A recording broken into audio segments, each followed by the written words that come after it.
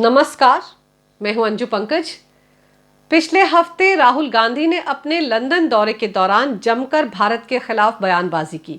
भारत में लोकतंत्र नहीं है, संविधान को खतरा है, अमेरिका और यूरोप को भारत में दखल देना चाहिए, ये तमाम बातें उन्होंने कही।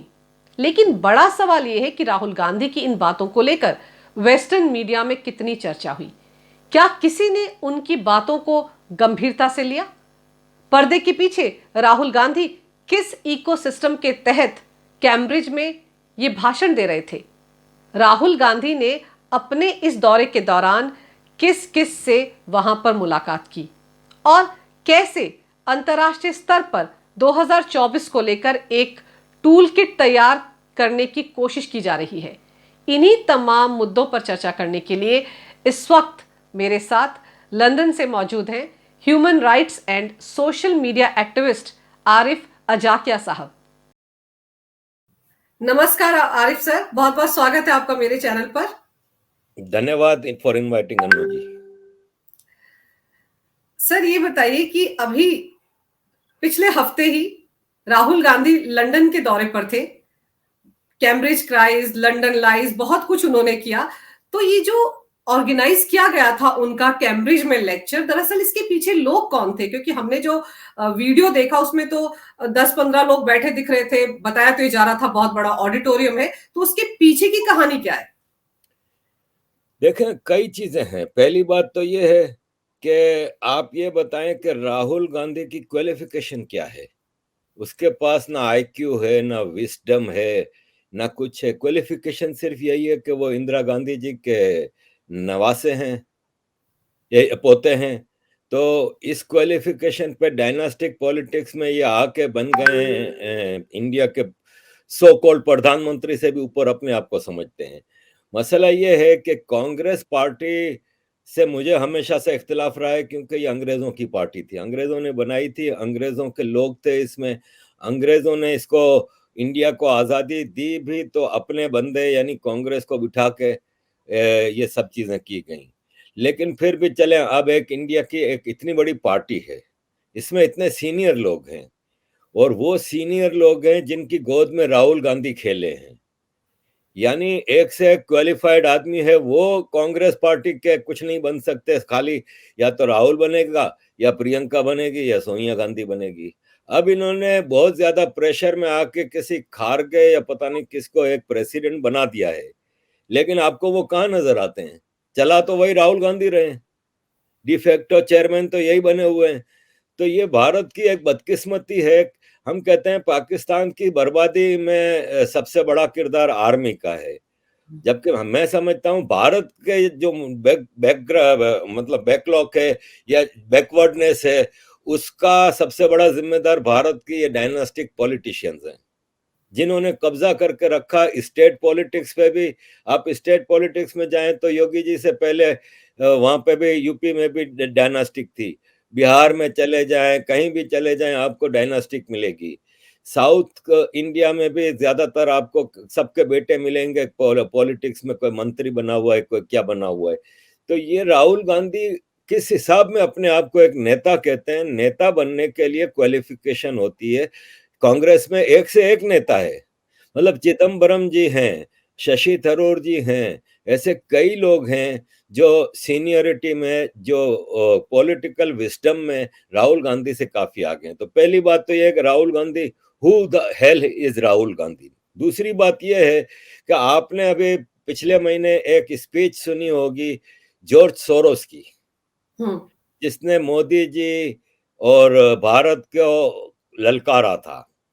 आपने एक रिपोर्ट देखी होगी बीबीसी की, जो मोदी जी और हिंदुत्व और ये सब, उसी सिलसिले की ये कड़ी आपको राहुल गांधी बोलते हुए मिलेंगे तो आपको ऐसा लगेगा कि या तो बीबीसी कर रहा है कोई प्रोग्राम, या जॉर्ज सोरोस बोल रहे। वही जबान, वही चीज। जिन अंग्रेज सरकार ने कांग्रेस को भारत दिया था, उसी अंग्रेज सरकार को कह रहे हैं कि आप खामोश बैठे हैं मोदी जी के खिलाफ। तो राहुल साहब, आप क्या चाहते हैं कि अंग्रेज और अमेरिका मिल के भारत के खिलाफ एम्बार्गो लगाएं, भारत को सबक सिखाएं, या भारत के खिलाफ पाकिस्तान की आर्मी को एक्टिवेट करके जंग शुरू करवाएं? क्या करना चाह रहे हैं आप? क्या चाहते क्या हैं आप? आप अगर मोदी जी की दुश्मनी में हैं तो आइए मुझ जैसे एक नॉन इंडियन के सामने बैठ के बता देता हूं मैं आपको कि मोदी जी की अचीवमेंट्स क्या है। मोदी सरकार ने, देखें, ये नहीं है कि मैं कोई मोदी भक्त हूं, लेकिन एक लीडर की क्वालिटीज नजर आती हैं जिसने इंडिया को ट्रांसफॉर्म किया। India is not what India was before 9 years. 9 साल पहले के और आज के इंडिया में जमीन आसमान का फर्क है। आपको कोई पूछता भी नहीं था 9 साल पहले। आज हर इश्यू में पहले भारत को पूछा जाता है, भारत ये भारत वो। आज कोई पॉलिटिकल अलायंस बनता है तो उसमें भारत को सबसे आगे रखा जाता है। G20 हो, ब्रिक्स हो, I2U2 हो, क्वेड हो, कुछ भी हो, अमेरिका से लेकर ऑस्ट्रेलिया, जापान, यूरोप, इंग्लैंड, सब भारत के आगे पीछे चलते नजर आते हैं। This is your foreign policy. फिर आप किसी की फॉरेन पॉलिसी को टो नहीं कर रहे, ना आप रशियन कैंप में हैं, ना आप अमेरिकन कैंप में हैं। आप अपनी आजाद पॉलिटिक्स को लेकर चल रहे हैं। आपके पीछे अमेरिका भी है तो आपको रशिया भी आपका दोस्त है। आपने चाइना के गलवान के वाकया के बावजूद आपने चाइना के साथ ट्रेड जारी रखी है, सब कुछ है। ये भारत की इंडिपेंडेंट सक्सेसफुल फॉरेन पॉलिसी है। इंटरनल लेवल पे भी आए तो आपको इंफ्रास्ट्रक्चरल डेवलपमेंट और क्या कुछ नहीं मिलेगा। तो ये सब चीजें हैं जो मैं मोदी जी के लिए तो 2 घंटे बोल सकता हूँ जो उन्होंने अचीव किया है। इसके बगल में एक कंट्री है पाकिस्तान, उसका हाल देख लें। तो फर्क होता है लीडरशिप का। तो राहुल बिल्कुल। गांधी जी आए थे कैम्ब्रिज में, उन्होंने फजूल की बातें की। इसको बढ़ा चढ़ा के दो चीजें हैं जिससे इसको ज्यादा बढ़ाया चढ़ाया गया। एक तो ये कि आपको पता है कि वेस्ट, जिसमें अमेरिका, इंग्लैंड, यूरोप आता है, ये इनका जो थिंक टैंक है, इनके जो इंटेलेक्चुअल्स हैं, इनका जो मीडिया है, वो लेफ्ट इंक्लाइंड है। और वो लेफ्ट का मतलब ये होता है कि कांग्रेस को सपोर्ट करेंगे ये। और भारत से आपने इंटरनेशनल लेवल पे एक मूवमेंट देखी है, कैंपेन चली हुई है भारत और मोदी जी के खिलाफ। तो वो लेफ्ट का सारा सिस्टम है जिसने राहुल गांधी को इतना बड़ा नेता बना के पेश किया और पता नहीं क्या कुछ। दूसरा भारत का मीडिया है।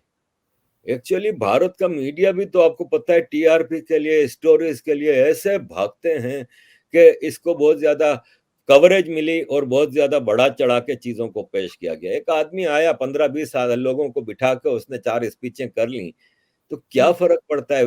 हालांकि ये इंडिया का परंपरा नहीं रही है, इंडिया में पहले भी पॉलिटिक्स होती रहती थी, लेकिन कोई बाहर जाके बातें नहीं करता था। मुझे याद है कि इंदिरा गांधी जी आई थी, पता नहीं इंग्लैंड में या अमेरिका में, तो मोरारजी देसाई जी की सरकार थी उस वक्त।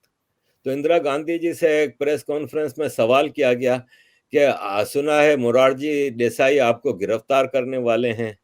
तो इंदिरा गांधी जी ने जवाब दिया था कि ये हमारा भारत का इंटरनल मसला है, मैं इस पे यहाँ बैठ के कोई बात नहीं करना चाहती। मुझे अगर इस पे कोई बात करनी होगी मैं भारत जाके वहां पे बात करूंगी।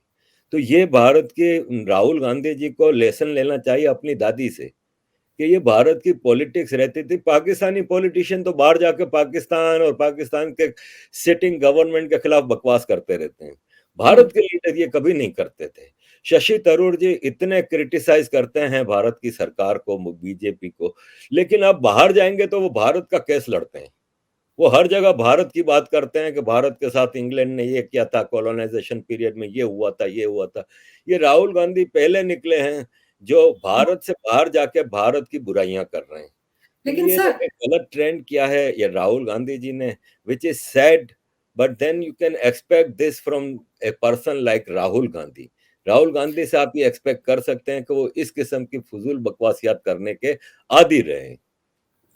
लेकिन आप ये बताइए मुझे कि राहुल गांधी की बातों को हिंदुस्तान में तो बहुत सीरियसली लिया गया, मतलब यहाँ तो बड़े डिबेट हुए और कांग्रेस ने भी उनकी बातों को बढ़ा चढ़ा कर पेश किया, हर कोई उनकी बातों को पैरवी कर रहा था, उनका बचाव कर रहा था, कोई ये नहीं कह रहा था कि विदेश जाकर देश के बारे में ऐसी बातें उन्हें नहीं करनी चाहिए थी। लेकिन वेस्टर्न मीडिया ने कैसे लिया? क्या लंदन के अखबारों में भी राहुल गांधी के बयान जो डेमोक्रेसी को लेकर थे, मोदी को लेकर थे, ये छपे?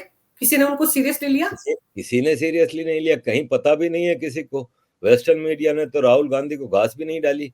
कौन से किसी बीबीसी ने इंटरव्यू लिया है या गार्डियन ने इंटरव्यू लिया या स्काई टीवी ने इंटरव्यू लिया, किसी ने पूछा भी नहीं इनके बयान भी कहीं हमने देखे नहीं है कोई, सिवाय इंडियन मीडिया के और पाकिस्तानी मीडिया के, और कहीं आपको राहुल गांधी के इस ट्रिप की बात नहीं मिलेगी। इंडिया में भी कांग्रेस के लोगों ने इसको खाली वो किया है ना, बाकी तो किसी ने उनको घास भी नहीं डाली है। और सबसे बड़ी बात यह है कि उन्होंने ऐसी क्या बातें की, ऐसी क्या प्रोग्रेसिव बात की। इन्होंने कहा डेमोक्रेसी नहीं है भारत में। अब कोई एक आके बता दे कि डेमोक्रेसी नहीं है भारत में। देखें, डेमोक्रेसी क्या है? वन वोट वन पर्सन, अवाम जिसको, पब्लिक जिसको इलेक्ट करे वो आपका लीडर है। तो भारत की इलेक्शन प्रोसेस पे तो आज तक किसी ने भी उंगली नहीं उठाई, इंक्लूडिंग कांग्रेस पार्टी। इलेक्शन तो फेयर एंड फ्री होते हैं, ठीक है। तो डेमोक्रेसी का मतलब है कि मोदी जी अगर मेजोरिटी के साथ आए तो फिर आप कौन सी डेमोक्रेसी की बात कर रहे हैं? यही डेमोक्रेसी होती है। जबकि आप अमेरिकन डेमोक्रेसी का मॉडल लें तो अमेरिकन डेमोक्रेसी ये है कि जब डोनाल्ड ट्रंप और जो बाइडेन का इलेक्शन होता है तो फंडिंग होती है अमेरिका के इलेक्शन में, कॉरपोरेट और दूसरे लोग फंडिंग करते हैं कैंडिडेट्स को। तो अगर $100 इन्वेस्टमेंट हुई है इन दो पार्टियों में तो $90 बाइडेन को मिले, $10 ट्रंप को मिले थे। फेसबुक ने खाली जो मार्क जकरबर्ग ने $300 मिलियन दिए थे बाइडेन को। गूगल ने, माइक्रोसॉफ्ट ने, एप्पल ने, जितनी अमेरिकन की कॉरपोरेट सेक्टर हैं, फार्मास्यूटिकल है, जितने हैं ना, इन लोगों ने बाइडेन को फंडिंग की और अमेरिकन इस्टेब्लिशमेंट ने जबरदस्ती करके बाइडेन को जिताया।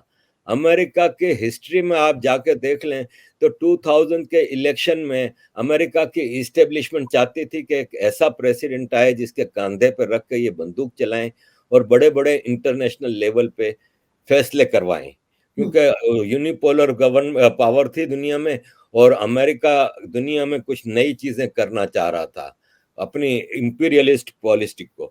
तो वो उनको नजर आया कि अल गोर जो है डेमोक्रेट पार्टी के, वो जरा टेढ़े किस्म के आदमी हैं, वो क्लाइमेट चेंज पे भी बहुत काम कर चुके हैं, तो वो हमारी पॉलिसीज को टो नहीं कर सकेंगे। तो जॉर्ज बुश को लाया गया। किसको नहीं पता कि जॉर्ज बुश रिगिंग से जीते थे। अमेरिका में अल गोर पॉपुलर वोट भी ज्यादा लिए थे और रिप्रेजेंटेटिव वोट भी उनके ज्यादा थे, लेकिन एक स्टेट रह गई थी, फ्लोरिडा, जिस पे फैसला होना था कि कौन जीतेगा। फ्लोरिडा का गवर्नर कौन था? जेफ बुश, जॉर्ज बुश का भाई।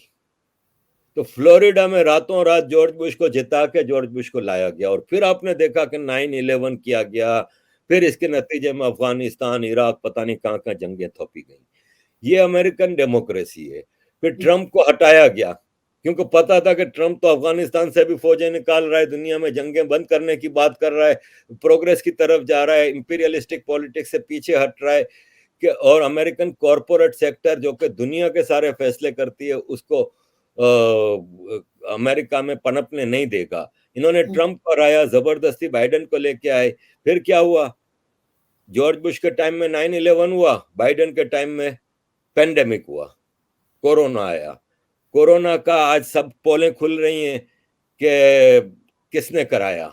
डॉक्टर फूजी का है जो, उसने वुहान की लेबोरेटरी में कोरोना का वायरस लीक करवाया और इसके बाद फायदा किसको हुआ? फार्मास्यूटिकल कंपनीज को। दुनिया भर की इकोनॉमियों को तबाह किया गया, सब कुछ किया गया। ये सब डेमोक्रेसी अमेरिका की है। उसके मुकाबले में और राहुल गांधी अगर कहते हैं कि भारत में डेमोक्रेसी नहीं, तो फिर आपको कौन सी डेमोक्रेसी चाहिए मेरे भाई? फिर राहुल गांधी कहते हैं फ्रीडम ऑफ स्पीच नहीं है। अरे भारत में तो मुझे शिकायत है कि इतनी फ्रीडम ऑफ स्पीच है कि लाइन क्रॉस कर जाती है। देखें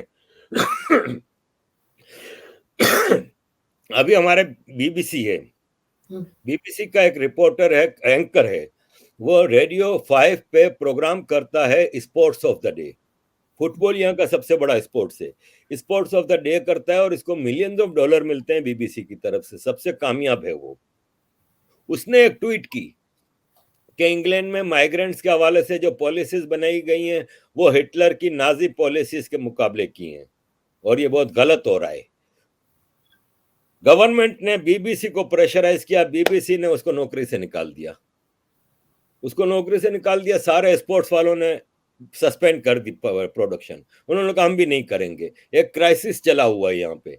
ये है फ्रीडम ऑफ स्पीच इंग्लैंड की, जबकि वो भारत की फ्रीडम ऑफ स्पीच है जिसमें राहुल गांधी बैठ के जब जहां चाहें बकवास कर सकते हैं, जिसमें राना अयूब सुबह से रात तक हेट स्पीच करती है। हेट स्पीच बहुत बड़ा क्राइम है वेस्ट में। भारत में लाइन क्रॉस कर दी जाती है फ्रीडम ऑफ स्पीच की, और हेट स्पीच हो रही होती है, कोई रोकने वाला नहीं होता। तो राहुल गांधी फिर जो जी चीजें कह रहे हैं ना, वो बिल्कुल ही गलत बातें हैं, जिसको सीरियस लोगों ने सीरियसली नहीं लिया। और आप जैसे बता रहे हैं कि अमेरिका में क्या कैसे डेमोक्रेसी काम करती है, और उसके बावजूद राहुल गांधी अमेरिका और यूरोप से कह रहे हैं कि वो भारत में जिस तरह की हालत डेमोक्रेसी की हो रही है उस तरफ ध्यान क्यों नहीं दे रहे हैं, सीधे सीधे उनसे दखल करने के लिए कह रहे हैं, जबकि खुद को वो कहते हैं कि वो नेता विपक्ष है, लीडर ऑफ ऑपोजिशन है। एग्जैक्टली यही है। इसीलिए राहुल गांधी की बातों को कोई भी सीरियसली नहीं लेता, और भारत में भी कांग्रेस के लोग को मजबूरी है कि उनको टो करना होता है। अब जैसे आप पाकिस्तान में देख लें, पाकिस्तान में हमारा राहुल गांधी है, बिलावल भुट्टो। इनकी इस दोनों खानदानों की हिस्ट्री आप देख लें, तो अंग्रेजों ने सर शाहनवाज भुट्टो को जूनागढ़ का प्राइम मिनिस्टर बनाया था। अंग्रेजों ने नेहरू को इंडिया का प्राइम मिनिस्टर बनाया। फिर सर शाहनवाज भुट्टो के बेटे बने पाकिस्तान के प्राइम मिनिस्टर, जुल्फकार अली भुट्टो। तो नेहरू की बेटी बनी इंदिरा गांधी, भारत की प्राइम मिनिस्टर। इंदिरा गांधी की के बेटे का मर्डर होता है, या वो एयरप्लेन क्रैश में मारे जाते हैं। जुल्फकार अली भुट्टो का बेटा शाहनवाज भुट्टो पेरिस में जहर देकर मार दिया जाता है। इंदिरा गांधी के दूसरे बेटे राजीव गांधी का मर्डर होता है। जुल्फकार अली भुट्टो के दूसरे बेटे मीर मुर्तजा भुट्टो का मर्डर होता है कराची में। फिर इंदिरा गांधी के फिर जुल्फकार अली भुट्टो की तीसरा बच्चा बेनजीर भुट्टो का कत्ल होता है पाकिस्तान में। बेनजीर भुट्टो का हस्बैंड पाकिस्तान का प्रेसिडेंट बनता है। राजीव गांधी की बेवा इंडिया की डिफेक्टो प्राइम मिनिस्टर बनती है, जब मनमोहन सिंह साहब नाम के प्राइम मिनिस्टर थे।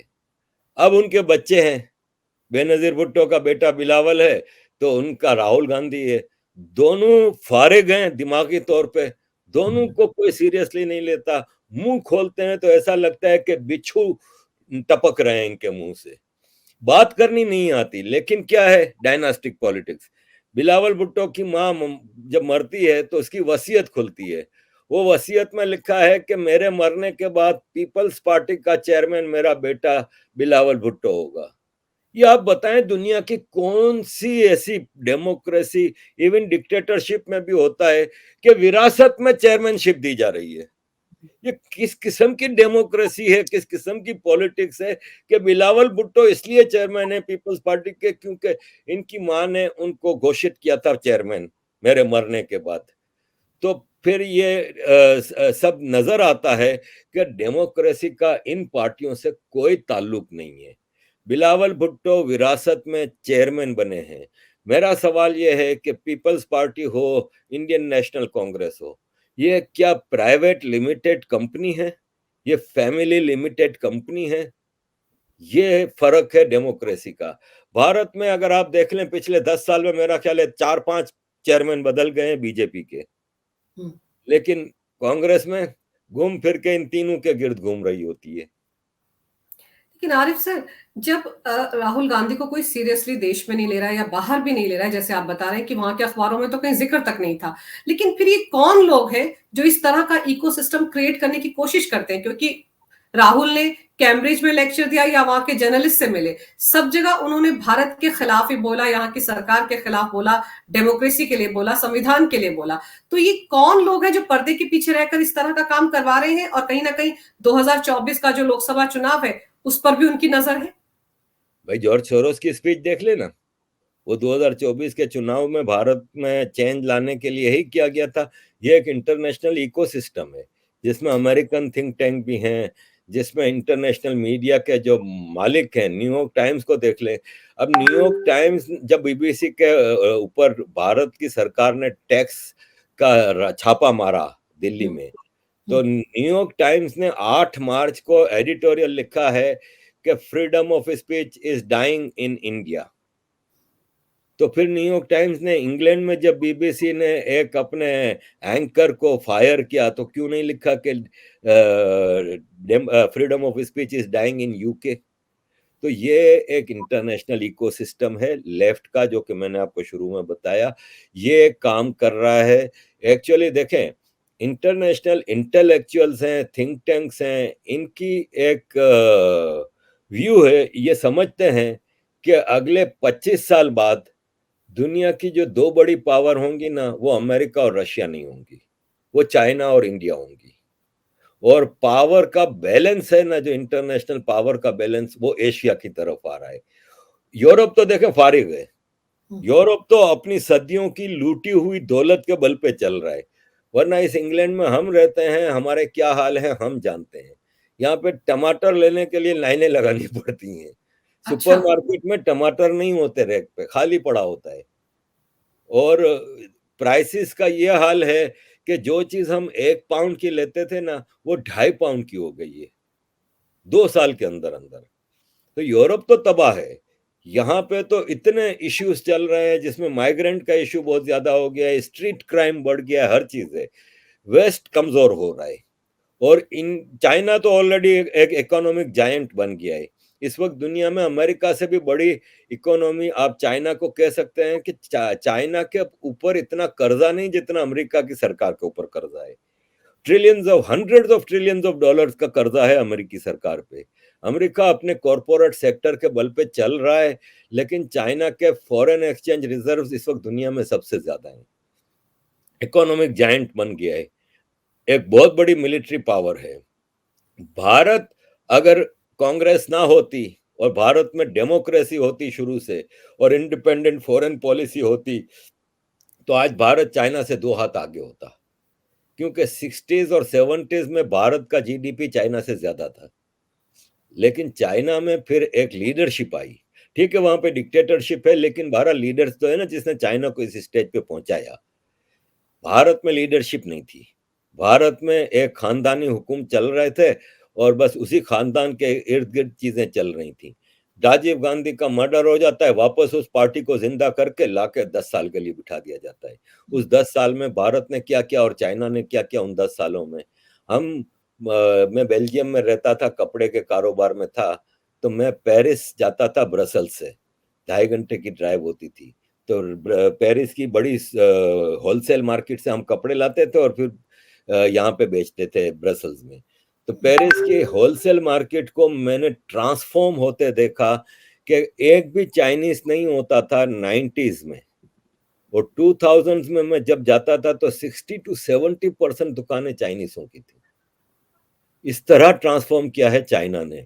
मैं बचपन में सऊदी अरब में रहता था, तो कोई एक चीज चाइना की नहीं मिलती थी। जब मैं 2007 में अपने पेरेंट्स को उम्रा कराने के लिए लेके गया, जब मैंने मेयरशिप से रिजाइन किया ना, तो मैं वापस यूरोप आ रहा था, तो पेरेंट्स ने कहा कि हमने तुम्हें इतने हज कराए हैं, तुम हमें एक उम्रा करा दो, हमारी जिंदगी खत्म होने वाली है वगैरह वगैरह। खैर मैं उनको लेके गया, वहां हर चीज चाइना की मिल रही थी। ये इंडियन प्रोडक्ट्स होनी चाहिए थी, ये इंडियन को मार्केट पे छा जाना चाहिए था, जैसे आज इंडिया दुनिया में छा रहा है। वही इंडिया है ना भाई, जो 2014 से पहले का था। वही आसमान है, वही जमीन है, वही मट्टी है, वही लोग है, वही मौसम है, वही प्रोडक्ट्स हैं, वही आयुर्वेद है, वही हिस्ट्री है, वही विस्डम है। फर्क क्या आया? फर्क लीडरशिप का आया। लीडरशिप के बाद आप देखें कि दुनिया के 25 मेजर कॉरपोरेट के सीईओ इंडियन है। दुनिया भर के आईटी सेक्टर पे इंडिया छाया हुआ है, फार्मास्यूटिकल में इंडिया छाया हुआ है। ये लीडरशिप का फर्क है। तो इंटरनेशनल इकोसिस्टम है, उसको डर लग रहा है कि एक तो हमने चाइना को खुला हाथ दे दिया, जिसकी वजह से चाइना दुनिया पे छा गया। अब अगर इंडिया भी छा गया, और जिस तरह डिक्लाइनेशन हो रहा है वेस्ट का और अमेरिका का, तो 25 साल अगर यही रफ्तार रही, तो अमेरिका यूरोप कहीं के नहीं रहेंगे, और ये दुनिया की दो मेजर पावर बन जाएंगी। और कहीं अगर इनकी दोस्ती हो गई, तो कयामत आ जाएगी दुनिया में सब गुलाम बन जाएंगे। इसीलिए आप देखते हैं कि भारत को हमेशा भड़काया जाता है कि चाइना तुम्हारा दोस्त नहीं, हम तुम्हारे साथ खड़े हैं, चाइना से लड़ पड़ो, हम तुम्हारे पीछे खड़े हैं, ये वो। भारत की लीडरशिप में विजडम है। इसलिए, और चाइना की भी, मैं बताऊं आपको, चाइना को भी पता है कि मैं भारत से लड़ेंगे ना, तो हम 25 साल पीछे चले जाएंगे। जीते हारे कोई भी, दोनों मुल्क 25-50 साल पीछे चले जाएंगे। दोनों नहीं लड़ेंगे, क्योंकि पता है कि वेस्ट भड़का रहा है इनको। तो ये सारी कहानी है, एक इकोसिस्टम है जो डरता है भारत की प्रोग्रेस से। लेकिन फिर आप देखिए ना, उसी चाइना की कितनी तारीफ की थी राहुल गांधी ने कैम्ब्रिज में। कहा था कि वो तो बहुत प्रकृति से बड़ा लगाव है उनको, वो बड़े सोच समझ के चलते हैं, वहां लीडरशिप अच्छी है, वहां पे कॉर्पोरेट हाउस की तरह काम करती है सरकार। ये सब बातें राहुल गांधी ने वहीं तो की थी। और फिर वो बार बार ये कहते हैं कि कितने सारे हिस्से पर चाइना ने हिंदुस्तान के कब्जा कर लिया, लेकिन मोदी सरकार कुछ बोलती नहीं है। तो ये भी तो वही लाइन हुई ना भड़काने की। देखिए, दो चीजें हैं। एक तो ये कि किसी के लिए भी आसान होता है कि अपने ही लोग सामने बिठा के आप कोई भी भाषण देते हैं, आपको पता है कि कोई सवाल करेगा नहीं, कोई काउंटर क्वेश्चनिंग नहीं करेगा, तो आप कुछ भी बोलते हैं। राहुल गांधी के परनाना ही थे ना अपना नेहरू जी, जिन्होंने चाइना को अक्साई चीन दिया था, जिन्होंने भारत की एयरफोर्स को लड़ने नहीं दिया और 62 की वार को की शिकस्त को तस्लीम किया। वरना भारत मुकाबला करता तो कोई उस वक्त चाइना कोई बड़ी पावर नहीं थी। उस वक्त चाइना की इकोनॉमी भारत से भी कमजोर थी, लेकिन लड़ा नहीं गया। अहिंसा के वो जो राग अलापा जा रहा है ना पिछले कई सौ साल से, वही अलापा गया। तो मसला ये है कि चाइना के बारे में इन्होंने कुछ बोल दिया, कोई काउंटर करने वाला नहीं था ना। अगर डिबेट होती, सुदर्शन त्रिवेदी जी होते, सुधांशु त्रिवेदी, हम्म। राहुल गांधी के कपड़े उतार देते उधर। लेकिन पता है कि कोई काउंटर नहीं करेगा, जो मुझे मर्जी आए बोल दूं। ठीक है। दूसरी बात, कौन कहाँ है वो राहुल के लेक्चर और कैम्ब्रिज की सारी बातें खत्म हो गई। 4 दिन शोर मचाया भारत के मीडिया ने, टीआरपी बनाई गई है वो। अगर टीआरपी बनाने के लिए राहुल गांधी को 24 घंटे दिखाया जाने लगा, वरना क्या कहा राहुल गांधी ने, किसी ने सीरियसली नहीं लिया। और अब कहाँ है? अब तो कोई उस पर बात भी नहीं कर रहा। खत्म हो गया, वो बात चली गई। राहुल गांधी को कुछ इसका फायदा नहीं हुआ। ये राहुल को भी रियलाइजेशन हुई है।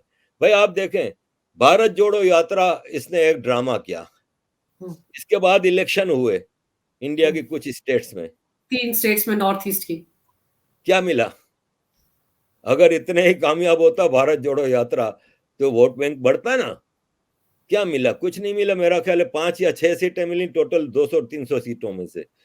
तो फर्क कुछ नहीं पड़ना। राहुल गांधी का वो इंग्लैंड यात्रा खत्म हो गई। अब किसी को पता भी नहीं कि राहुल गांधी क्या बोल के गए थे।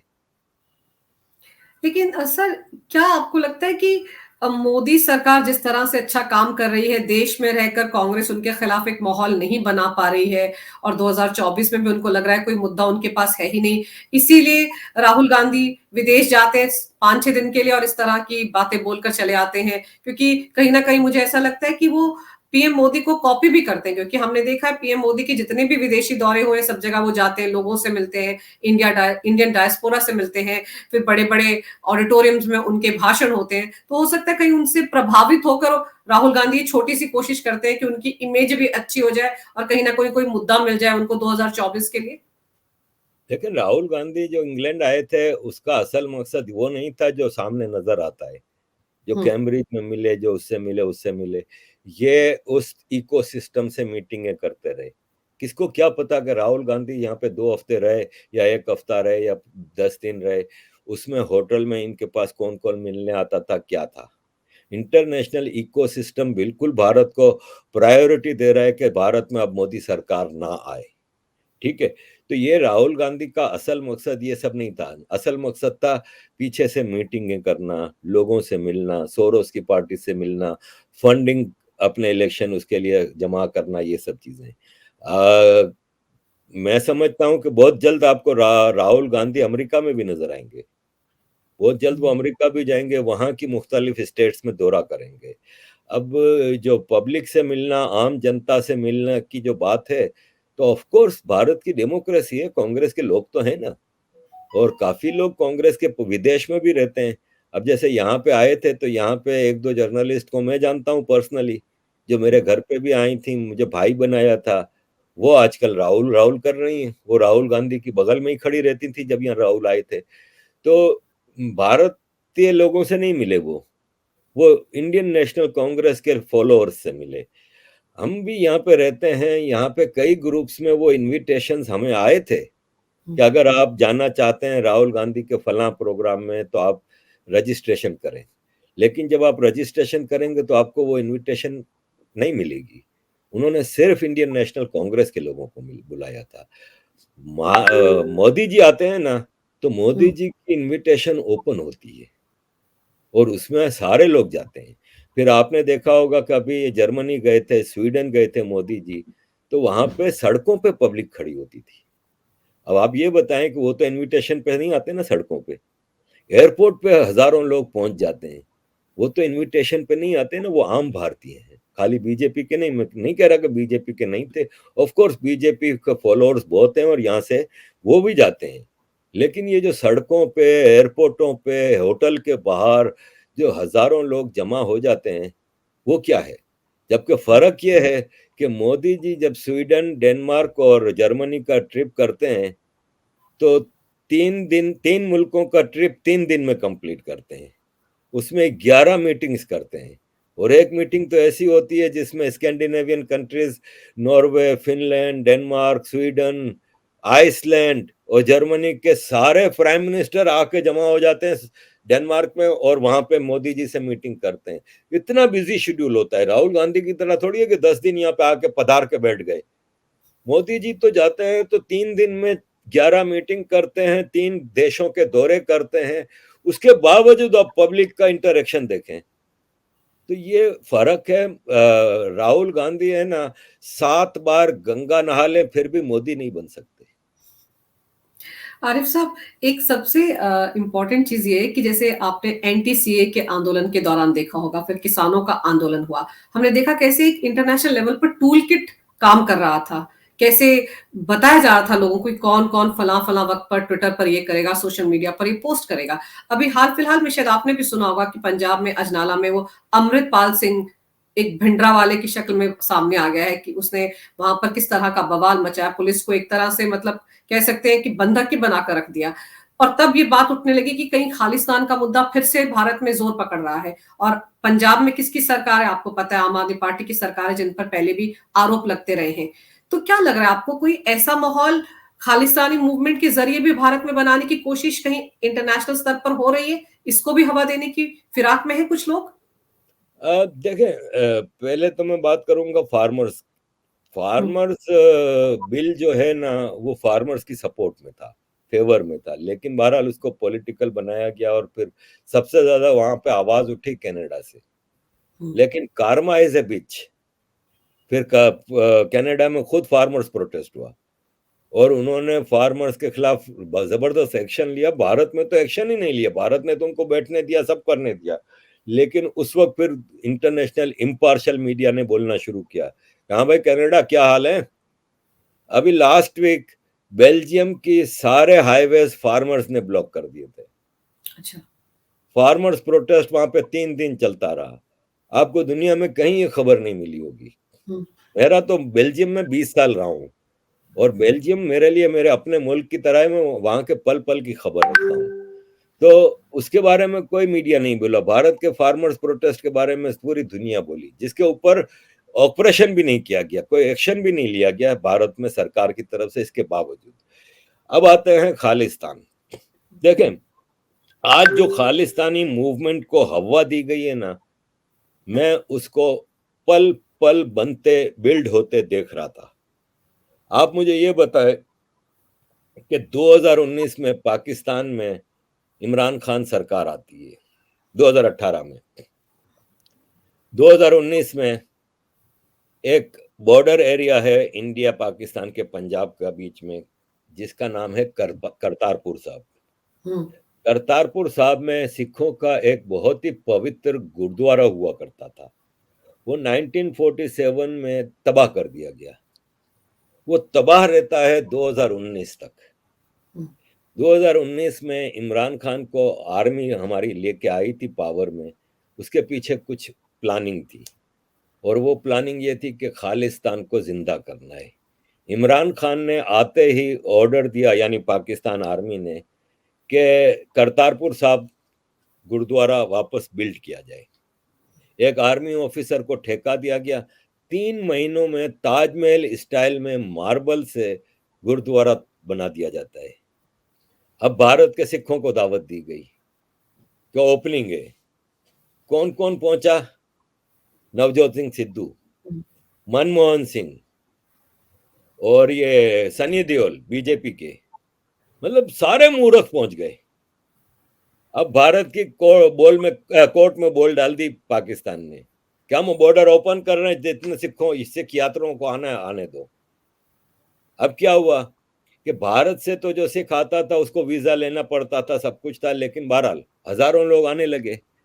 अब अगर 1,000 यात्री जब पाकिस्तान पहुंचता है और आईएसआई उस पर नजर रखती है और उसमें से 5 लोग भी तोड़ लें अपने मकसद के लिए, तो आप सोचें कि 2019 से 2023 तक 4 साल में कितने खालिस्तानी इन्होंने बिल्ड किए होंगे। जिस तरह JNK में हुआ था ना 89 में, कश्मीरियों को ही बनाया गया था ना जिहादी, यहाँ पे भी उन्हीं सिखों को पिक करके ग्रूमिंग की गई।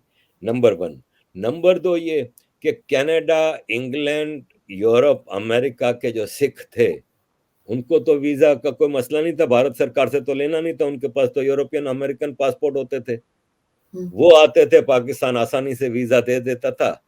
जैसे ही वो पाकिस्तान एम्बेसी में वीजा अप्लाई करते थे, ऑलरेडी इनकी वो चेकिंग हो जाती थी कि इसमें से कौन अपने काम का बंदा है।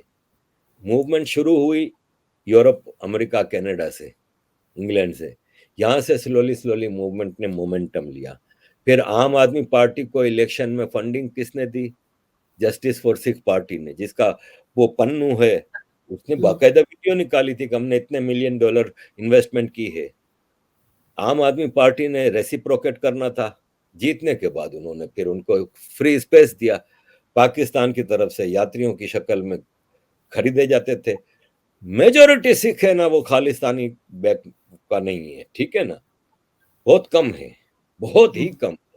क्योंकि किसी भी इंडिपेंडेंस मूवमेंट को, आजादी की जो मूवमेंट्स होती हैं, उनको ग्राउंड पे प्रोसिक्यूशन चाहिए कि हमारे खिलाफ प्रोसिक्यूशन हो रहा है, हमारे खिलाफ डिस्क्रिमिनेशन हो रहा है। जैसे बलोचिस्तान है, उनके साथ ज्यादती हो रही है, उनके रिसोर्सेज निकाले जा रहे हैं, उनको उसका रिटर्न नहीं मिलता। पाकिस्तान का रिचेस्ट प्रोविंस, सबसे बैकवर्ड लोग रहते हैं वहां पे, पानी तक नहीं है। पूरे पाकिस्तान को बलोचिस्तान की गैस जाती है, बलोचिस्तान में किसी के घर में गैस नहीं आती, वगैरह वगैरह। उनके खिलाफ मिलिट्री ऑपरेशन होते हैं, उनके हजारों लोग मिसिंग हैं, वगैरह वगैरह। भारत में सिखों के साथ क्या है? मिलिट्री में भारत की टोटल पॉपुलेशन का शायद 2% है सिख, लेकिन मिलिट्री में 10% से ज्यादा है, 20% से ज्यादा है। फॉरेन सर्विस में 2% से बहुत ज्यादा है। सिविल ब्यूरोक्रेसी भारत की जो है 2% से बहुत ज्यादा है। इंडियन पुलिस सर्विस 2% से बहुत ही ज्यादा है। तो डिस्क्रिमिनेशन तो नहीं है, आपको तो आपकी पॉपुलेशन रेशो से ज्यादा चीजें मिल रही है। फिर बिजनेस अपॉर्चुनिटीज में कोई रुकावट है इनको? कहीं नहीं है। इनको कहीं एजुकेशनल इंस्टीट्यूट्स में कहीं रुकावट है? जैसे हमारे पाकिस्तान में बलोचों को, मुहाजिरों को नहीं मिलते एडमिशन, इनको कहीं रुकावट नहीं है। और सबसे बड़ी बात वो ये है कि इनके गुरुद्वारे जितने भी हैं भारत में, कौन चला रहा है? भारत की सरकार चला रही है, या हिंदू चला रहे हैं, या मुसलमान चला रहे हैं? सिख चला रहे हैं। यानी इनको टोटल रिलीजियस फ्रीडम है। ये भारत का ओनली रिलीजन है जिसके गुरुओं के दिन पे भारत के प्राइम मिनिस्टर मोदी जी खुद गुरुद्वारों में जाते हैं। तो इनके साथ डिस्क्रिमिनेशन नहीं हो रहा। तो ग्राउंड में खालिस्तान मूवमेंट के लिए कोई इंग्रेडिएंट्स नहीं है, इसलिए इसको सपोर्ट नहीं मिल रही। तो ये खालिस्तानी मूवमेंट पाकिस्तान की है, पाकिस्तान मिलियंस ऑफ डॉलर लगाता है इसके ऊपर। अभी जिनीवा में सेशन चल रहा है United Nations human rights council का, ये तीसरा हफ्ता है, 4 हफ्ते का ये सेशन है, जिसका ये तीसरा हफ्ता, इस बार 5 हफ्ते का है, वरना मार्च का सेशन 4 हफ्ते का होता है। ये तीसरा हफ्ता है। वहां पहुंचे हुए हैं खालिस्तानी, वहां प्रोटेस्ट भी करेंगे। अब आपको मैं एक और बात बता दूं, शायद बात मेरी लंबी हो गई है। नहीं, कोई बात नहीं, आपसे बात करते हुए अच्छा लगता है और बहुत सारी नई नई बातें मेरे दर्शकों को पता चलती है सर। मैं 1990 में जब बेल्जियम पहुंचा ना, तो मैंने पॉलिटिकल अजाइलम ली थी। तो मैं अजाइलम सेंटर में रहता था, मेरे साथ वहां पे कई पाकिस्तानी थे जिनसे दोस्तियां हुई। उसमें एक लड़का था, चौधरी परवेज इकबाल लोसर। वो लोसर है ना, वो आस्ते आस्ते फिर हम अपनी अपनी जिंदगी में बाहर निकले, अजाइलम सेंटर से सेटल होते गए, जॉब्स की, फिर बाद में बिजनेस किए, सब कुछ किया। लोसर से मेरे ताल्लुकात अच्छे थे। तो 2008 में मेरा मेरा 94 से ये ह्यूमन राइट्स का काम मैं करता हूँ आर्मी के खिलाफ, जिस पे मेरे इन पंजाबी दोस्तों से वहां पे बहस मुबाहिसे से होते रहते थे। तो 2008 में लॉसर ने मुझे फोन किया, क्या जनरल मोहसिन नकवी आए हैं पाकिस्तान से, तुमसे मिलना चाहते हैं। तो मैं गया, उसका रेस्टोरेंट था लॉसर का, उसके रेस्टोरेंट में गया। नो मोहसिन नकवी मुझे समझाता रहा कि आप पाकिस्तान के खिलाफ ये सब कर रहे हैं, ना करें, आप हमारे साथ आ जाएं, हम आपको ये करेंगे वो करेंगे। खैर बात खत्म हो गई। लॉसर को मैंने कहा तुम्हारा इससे क्या ताल्लुक है? कहता है ये जितने आर्मी के लोग पॉलिटिशियन है ना, वो यहाँ आते हैं तो मैं इनको प्रॉपर्टियां खरीद के देता हूँ, इटाली में, स्पेन में, पोर्टुगल में, अपना अच्छा। कमीशन अच्छा बन जाता है। 2019 में मैं जिनीवा में था, हम प्रोटेस्ट कर रहे थे सिंध के लिए, सिंधु देश के लिए, तो सिंधियों के साथ। तो मैं खड़ा था बैनर पर, वो प्लेकार्ड पकड़ के, तो मेरे पीछे किसी ने हाथ मारा, देखा तो लोसर। तो मैंने कहा कि अबे तू यहाँ क्या कर रहा है? कहते मेरी रैली आ रही है जिनीवा स्टेशन से यहाँ पे। मैं कहा तेरी अच्छा। कौन सी रैली आ गई अब? कहते खालिस्तान की। मैंने कहा तुम्हारी खालिस्तान से क्या ताल्लुक? कहते मुझे ठेका दिया हुआ है आर्मी ने। मैं अपना एक्सपीरियंस बता रहा हूँ आपको, इधर उधर की बात नहीं। मैंने कहा कि यहाँ पे कौन सा सिख है? मैंने तो आज तक यहाँ पे कोई सिख देखे नहीं। एक अवतार सिंह टिक्को है, अवतार सिंह सिखोन, वो कनाडा से आता है, बुढ़ा सा सिख है, आता है 2-3 दिन रहता है, चला जाता है। कहता है इस बार तू देखी करतारपुर असी खोलिया है ना, होण तू देखी। अब मैं देख रहा हूँ कि जिनीवा, मैं परेशान हो गया। मैंने तो अपना प्ले कार्ड वगैरह छोड़ा, मैंने अपना कैमरा उठाया, मैंने कहा कि मैं कवरेज करता हूँ, देखता हूँ क्या ड्रामा है। तो रैली आ रही है, इतना सा जिनीवा है, स्टेशन से यूएन तक रैली आ रही है। आगे 10-15 सिख हैं, पीछे 200 आदमी पाकिस्तानी पंजाबी। बेल्जियम से, फ्रांस से, जिनीवा के बॉर्डर के जितने मुल्क हैं, जर्मनी है, इटाली है, उनको एम्बेसी ने ऑर्डर कर दिया था बिजनेसमैनों को कि अपनी अपनी गाड़ी में 4 आदमी बिठाओ, लेके आओ। हमारा पाकिस्तानी एम्बेसी के कंट्रोल में रहता है विदेश में। भारत को यहाँ पे कोई प्रोटेस्ट करना हो ना, हम जब हिंदुओं को रिक्वेस्ट करते हैं ना, तो 1 मिलियन रहता है यहाँ पे इंडियन, 100 नहीं आता प्रोटेस्ट में। पाकिस्तानी आ जाते हैं हजारों। तो वो रैली आ रही है, मैंने कहा अबे इसमें तो 10-12 सिख हैं, बाकी तो सब तेरे पाकिस्तानी हैं। कहता नजर आ रहा है ना कि 500 आदमी की रैली है, काफी है। ये है खालिस्तान भाई, टोटल पाकिस्तानी प्रोडक्ट है। और सर लेकिन ये कितना खतरनाक दिखने लगा है ना, क्योंकि पन्नू जिसकी अब बात कर रहे थे आप, वो तो देखो पिछले 7-8 महीने से जब से आम आदमी पार्टी सरकार बनी कहीं दिख नहीं रहा है। लेकिन ये जो अमृतपाल है, जो दुबई से आया है अचानक से, उसने अमृत छक लिया और उसके बाद वो केशधारी बन गया। तो कहीं ना कहीं इस तरह की मूवमेंट चल रही है जहां पे कि खालिस्तानियों को आगे लाकर या एक भारत में फिर से एक इस तरह की मुहिम शुरू की जाए। तो कहीं ना कहीं इंटरनेशनल लेवल पर ये बात हो रही है जो आप बता रहे हैं। कितने लोग थे भाई उसमें अमृतपाल वाले मामले में? 200, 400, 500, 1000, 5000? कितने सिख हैं? करोड़ों इंडिया में। नहीं नहीं, मूवमेंट खाली पेपरों पे चल रही है।